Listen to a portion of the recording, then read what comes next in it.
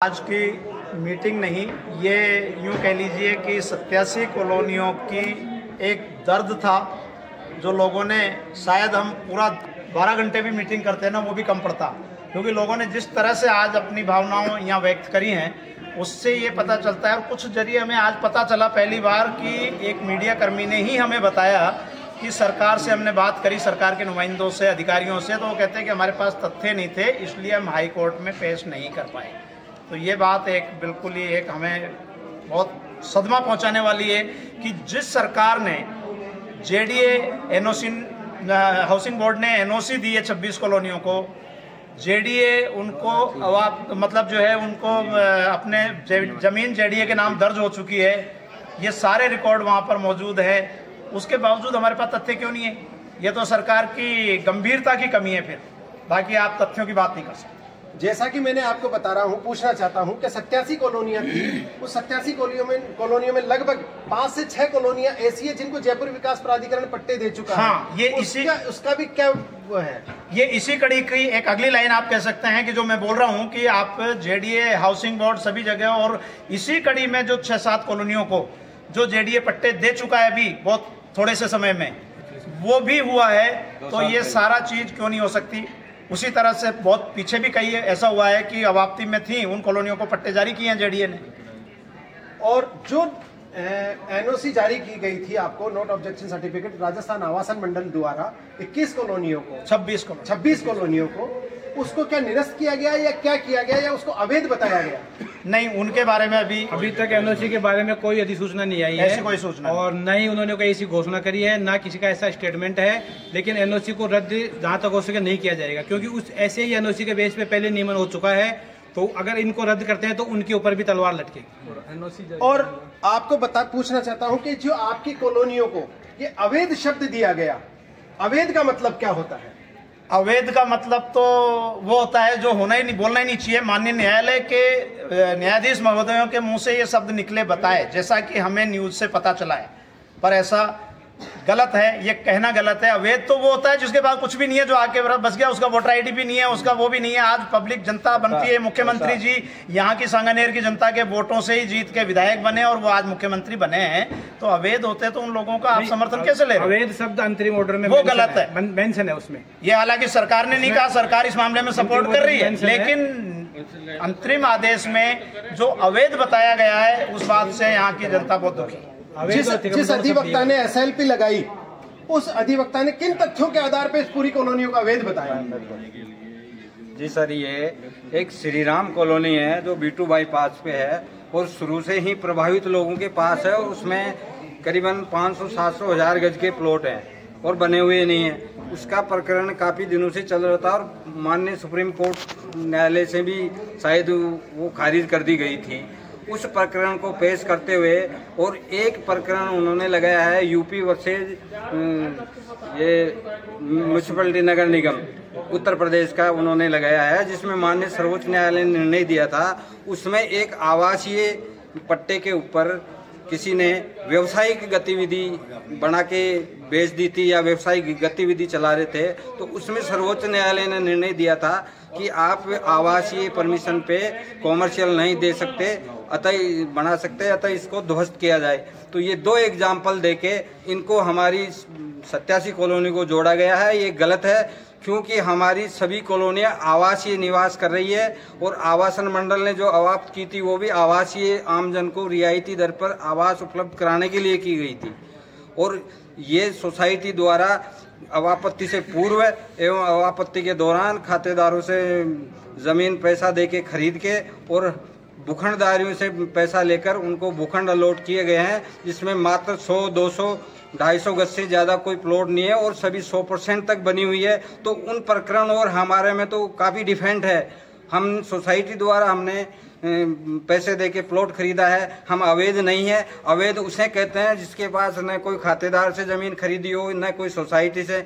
सोसाइटियां भी सरकार से पंजीकृत थी, तो आम आदमी जब सरकार से पंजीकृत संस्था से अगर कोई पट्टा ले रहा है तो वो अवैध कैसे हो सकता है? और अगर वो अवैध है तो फिर सरकार कहाँ से वैध हो गई? सरकार भी फिर अवैध है, सोसाइटी भी अवैध है, और जेडीए, नगर निगम, हाउसिंग बोर्ड भी अवैध है। पहले उनकी बिल्डिंग को तोड़ा जाए, बिल्कुल इनका कहना सही है कि इन्होंने जो अभी अवैध का जो शब्द का किया था, जबकि इनको बिसलपुर परियोजना के तहत पानी की लाइन डाली गई। आप लगभग करीब पूरी कॉलोनियों में है, बिजली कनेक्शन है, पानी कनेक्शन है, उसके अलावा सीवरेज कनेक्शन है, सीसी रोड है और कई जयपुर विकास प्राधिकरण की जो सुविधाएं होती है वो करीब सारी सुविधाएं हैं। और शायद करीब 60 से 70 कॉलोनियां तो 90B कॉलोनियां भी हैं। 90B आज से 20, 22, 25 साल पहले 2002 और 2003 में इन कॉलोनियों की 90B हो चुकी थी। और उसके बाद आज बिसलपुर की लाइन, सीवरेज की बात करें तो सीवरेज लाइन जो है सरकार ने आज से 20 साल पहले इन कॉलोनियों में बिछा दी थी। अब सरकार ने इतना डेवलपमेंट जो किया है, क्या कोई अवैध कॉलोनियों में, अवैध कच्ची बस्ती में आज तक तो शायद हमें देखने को नहीं मिला। सीवरेज लाइन का बाकायदा पैसा है वो सरकार के पास पहुंचा है, तब जाके सरकार ने वो सीवरेज लाइन डाली हुई है लगभग 20 साल पहले। तो हम कैसे कह सकते हैं कि सरकार कैसे कह सकती है कि कॉलोनियां अवैध है? ये वैध है कॉलोनी। हमारा कहना तो ये है कि जिस पैटर्न पे पृथ्वीराज नगर को नियमन किया गया है, उसी पैटर्न पे इन कॉलोनियों को भी नियमित किया जाए। और सरकार ने जो नियमन के आदेश किए हैं उसकी बजाय इसको डे एक्वायर करने के आदेश किए जाए ताकि ये कॉलोनियाँ नियमित हो सके। आगे क्या कदम होगा? अब आपका जो आज की मीटिंग के बाद आगे का कदम क्या होगा? जब माननीय हाईकोर्ट ने जो आदेश दिया है उसके बाद आप क्या करेंगे? हमारा अगला कदम यह है कि हमने सरकार से भी निवेदन किया है और आपके चैनल के माध्यम से मैं मुख्यमंत्री महोदय से निवेदन करना चाहूँगा कि ये बात उन तक पहुँचे और वो हमें एक यहाँ के 87 कॉलोनियों के एक छोटे से प्रतिनिधि मंडल को भी मिलने का समय दें और पूरे तथ्य जो आज उनके अधिकारियों के पास अगर नहीं है कथित रूप से, जैसा कि बोला जा रहा है, तो वो हम उपलब्ध कराएंगे। हमें बैठ के चर्चा करें। और इतना बड़ा मुद्दा है सांगानेर विधानसभा क्षेत्र जो मुख्यमंत्री जी का क्षेत्र है, तो इसमें मेरा निवेदन यही है सरकार से कि वो मजबूती से अपना पक्ष रखे। मैंने मुख्यमंत्री जी के सामने भी 4 दिन पहले यही बात रखी थी कि आप इसको मजबूती से रखवाएं। और अगला कदम हमारा होगा कि हमारी हर कॉलोनी अपने आप को बचाने के लिए अपना एडवोकेट खड़ा करके हाई कोर्ट में अपना तथ्य प्रस्तुत करेगी और अपने बचाव के लिए वहां पे प्रयास करेगी। धन्यवाद। मेरा नाम मंजुलता मीणा है और मैं गोविंद नगर विकास समिति से भी जुड़ी हुई हूँ और मारुति नगर विकास समिति से भी जुड़ी हूँ। मैं पीड़ित हूँ और मेरा भी आशियाना इन दोनों कॉलोनियों में। मैं भी आज की जो मीटिंग हुई है जनसंघर्ष नियमन जनसंघर्ष समिति, उस मीटिंग में आई हूँ और मैंने भी अपना पक्ष रखा है क्योंकि मैं एक काश्तकार की बेटी हूँ। जब मेरा जन्म नहीं हुआ था, जब हमारे गोविंद नगर में 1984 में भी हमने society Shiv Shankar cooperative society को हमारी ज़मीनें बेच दी थी जो गवर्नमेंट से रजिस्टर्ड है, तो गवर्नमेंट उनको नामित कर ही नहीं सकता पहली बात तो।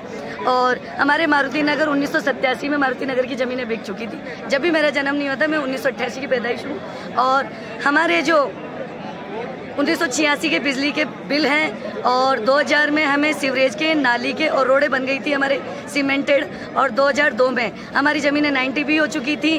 और हमारे मारुति नगर को तो अभी 2023 में जेडे पट्टे मिल चुके हैं क्योंकि जेडे पट्टे को कई बार 2 बार कैंप लगे लेकिन उन्होंने रेटें ज़्यादा आई थी तो हमने बहिष्कार किया। और अभी 2023 में जब 376 की रेट आई तब हमने मारुति नगर में 138 के पट्टे में, तो हम कहाँ से नामेट हुए हैं? हम वैध हैं और ये हमारी ज़मीन है, ये हमारे मकान है, हमें कोई नहीं निकाल। बस इस लोकतंत्र में हमें हमारा पक्ष रखना है, मजबूती से रखना है। सरकार ने हमारा पक्ष नहीं रखा। 40-45 सालों से सरकार राजस्व लेती है हमसे, आज तक का रिकॉर्ड, आज तक की रजिस्ट्रियां सरकार ने पैसा लिया है। तो हम सरकार से ये निवेदन करते हैं, आप हमारा मजबूती से पक्ष रखो। हम पीड़ित हैं, हम आपके पास जाएंगे, हम त्राहिमाम करेंगे। सरकार तक हमारी आवाज़ पहुंचनी चाहिए। इस लोकतंत्र में मौन प्रदर्शन करेंगे हम और सरकार कोर्ट में हमारा पक्ष रखे। कोर्ट भी सरकार की, जेडीए भी सरकार का, हाउसिंग, तो सरकार ने हमारा पक्ष क्यों नहीं रखा? ये जो अवैध जो शब्द आया, इसके पीछे आप क्या कहना चाहोगे? ये एक कॉलोनी राम सिंह कॉलोनी है, उसमें भू माफियाओं ने, श्री राम कॉलोनी सॉरी, जिसमें भू माफियाओं ने जो उसमें कर रखा है, वो एक कॉलोनी के चक्कर में ये 86 कॉलोनी नहीं है, कम से कम 200 कॉलोनियों से ऊपर है। और मैं भजन लाल जी जो हमारे मुख्यमंत्री हैं, मैं उनसे ये कहना चाहूँगी अवैध को मंजूरी, भजन लाल जी जनमानस की चिंता जरूरी। तो आप जनमानस की चिंता करिए और हमें वेद स्वीकार करिए और कोर्ट में हमारा पक्ष रखिए मजबूती से। आगे क्या कदम होगा आपका? देखो, ये कई प्रदर्शन के खिलाफ है। मैं तो ये कहना चाहूंगी कि देखो, हमें प्रदर्शन करना चाहिए, मौन प्रदर्शन करना चाहिए, एकता के सूत्र में निकलना चाहिए और सरकार को अपनी क्षमता दिखा के अपने पक्ष में खड़ा करना चाहिए। जो सरकार कोर्ट में अपना पक्ष रखे और मजबूती से रखे और इस जनता का भला करे। धन्यवाद। नाम राजकुमार गुजर है जी। कृष्ण नगर विकास समिति का अध्यक्ष हूँ जी। और कृष्ण नगर जो भूमि बसी हुई है उसका काश्तकारी में ही हूँ।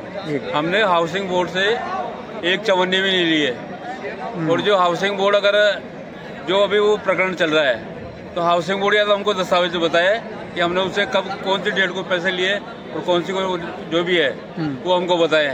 ये जो प्रकरण चल रहा है ये सब फर्जी है, कोई मतलब नहीं है हाउसिंग बोर्ड का। हाउसिंग बोर्ड जबरदस्ती जो कॉलोनी है उनको परेशान कर रहा है। और ये हमारा मीडिया प्रभारी विनोद जी, आप इनसे पूरी बताएं। विनोद जी, अपना नाम बताएं। मैं विनोद कुमार शर्मा, कृष्ण नगर मीडिया प्रभारी जी। हमारी कॉलोनी आज की तारीख में कम से कम 95% पूरी बसावट हो चुकी है और लगभग हमारे काश्तकार है कम से कम 40 से 50 किसी ने आज पैसा नहीं लिया। और लगभग मैं 15 से 20 साल से मैं यहाँ पे यहाँ पे रहता हूँ। यदि आवासन मंडल की यदि आपत्ति थी और उसको कार्रवाई करनी थी तो इतने टाइम से आवासन मंडल कहाँ से हो रहा था जी। और जो निर्माण हुआ है उन पर उसने कार्रवाई क्यों नहीं की? यदि ये 95% निर्माण होता ही नहीं तो हम तो सरकार से यही निवेदन करते हैं कि जनभावनाओं को देखते हुए जनता के पक्ष में आवासन मंडल को करे और इसको निरस्त करने की कोशिश करें। ठीक है, धन्यवाद। कर चुके हैं। उस टाइम हाई कोर्ट का आदेश आया था और आज हम जो मिल रहे हैं ये माननीय सुप्रीम कोर्ट जो देश का सर्वोच्च न्यायालय है उसके आदेश के बाद फिर दोबारा बैठे हैं। पिछले मीटिंग में लगभग 14-15 कॉलोनियों ने ये स्वीकार कर लिया था कि हमें 110 से पार्टी बनके और सरकार में उस कोर्ट में अपना जो पेश करना है और हमारी सफाई पेश करनी है मुद्दों के साथ में। उसके बाद 1 महीने का लगभग टाइम था, लेकिन 4 कॉलोनियां 110 से पार्टी बनके कोर्ट में हाजिर हुई है, उन्होंने अपना विषय रखा है। बाकी किसी भी कॉलोनी ने उस पर रुचि नहीं दिखाई। उसका कारण कुछ भी रहा होगा। अभी सुप्रीम कोर्ट का आदेश के आने के बाद हमारे पास जैसे अध्यक्ष साहब ने बताया कि और कोई रास्ता बचा ही नहीं है। आपको कोई भी जैसे कोई केस लगता है, आपको अगर मुजरिम ठहरा दिया जाता है तो आपका उसमें नाम चला जाएगा, आपको गिरफ्तार कर लिया जाएगा। लेकिन आप अगर उसमें वास्तव में मुजरिम नहीं है तो उसको आपको अपने सबूत दिखाने होंगे। अगर आप सबूतों के आधार पर बरी होते हैं तो वास्तव में वो सब जो लोग जो गुनाहगार नहीं वो बच जाएंगे और जो एक्चुअली गुनाहगार है वो लास्ट में सजा का भागीदार हो जाएगा।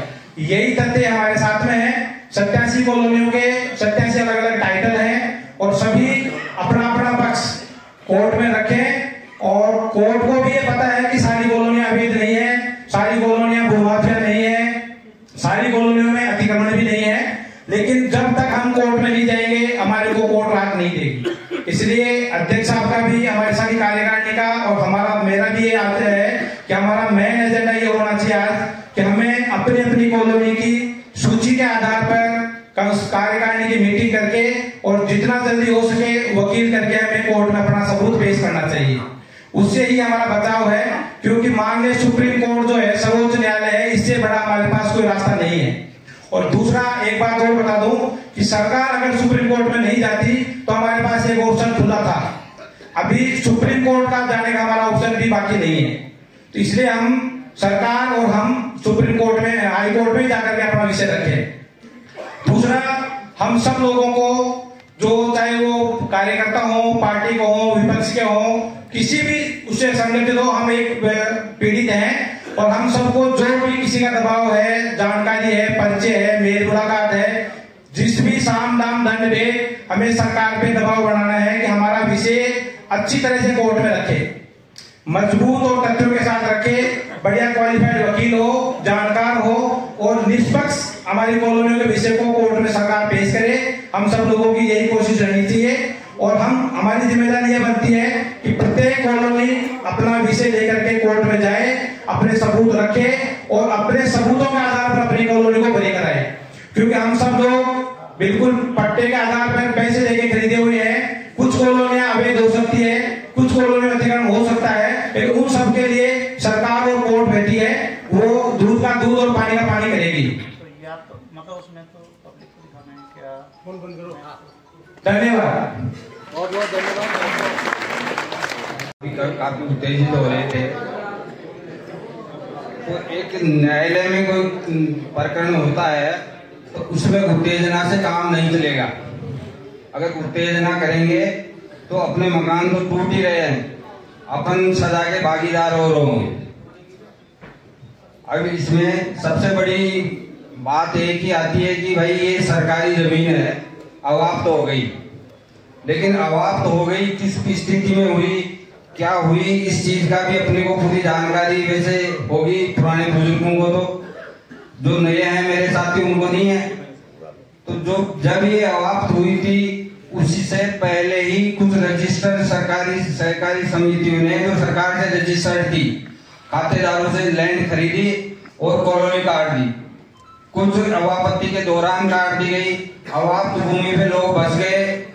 अब जब अवाप्ति की गई तो रिकॉर्ड अनुसार, राजस्व रिकॉर्ड अनुसार अवाप्त कर ली, उन्होंने मौके की स्थिति देखी नहीं।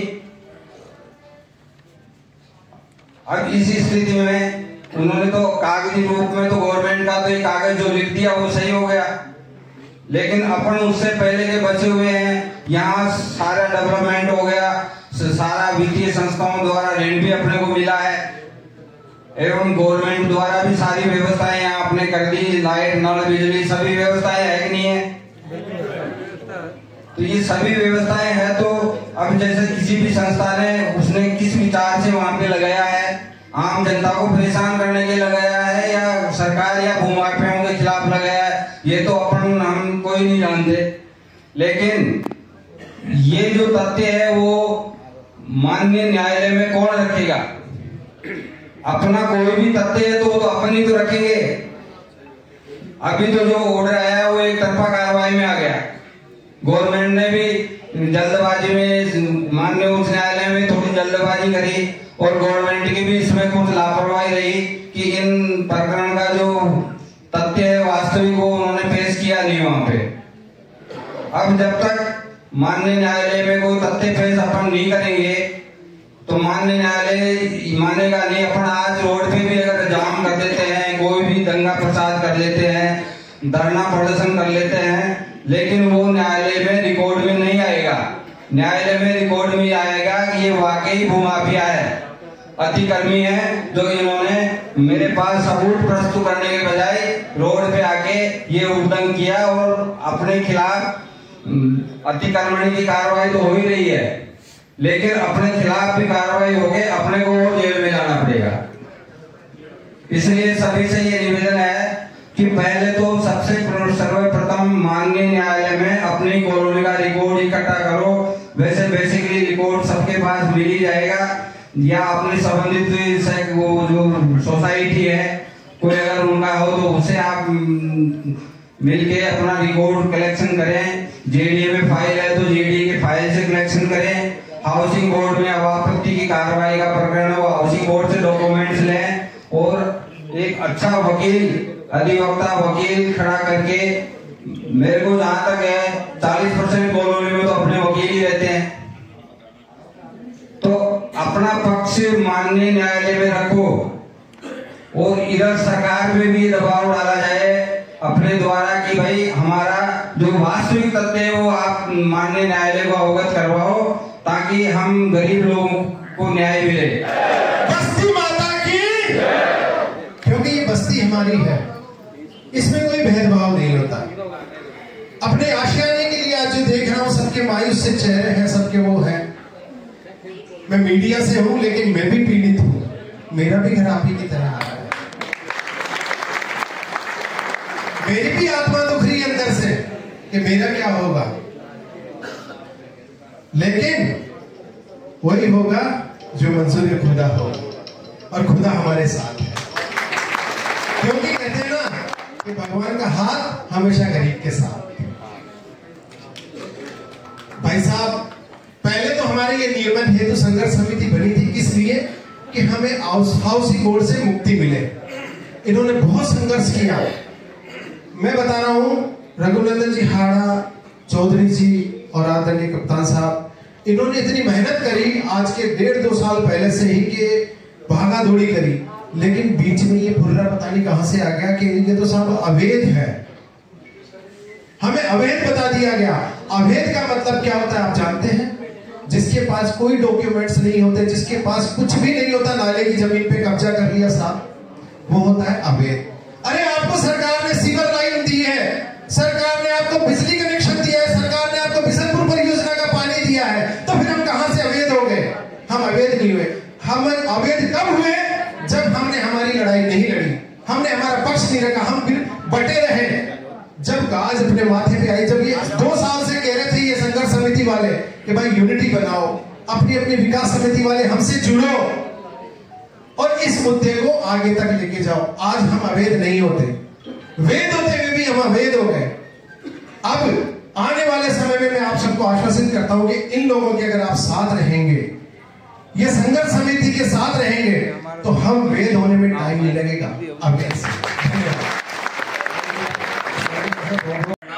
मैं आप सबों का आदर करता हूँ कि आप सब आज सब बड़े एकत्रित हुए हैं और हमारे सामने सुझाव, हमारा पक्ष भी सुन रहे हैं, है ना।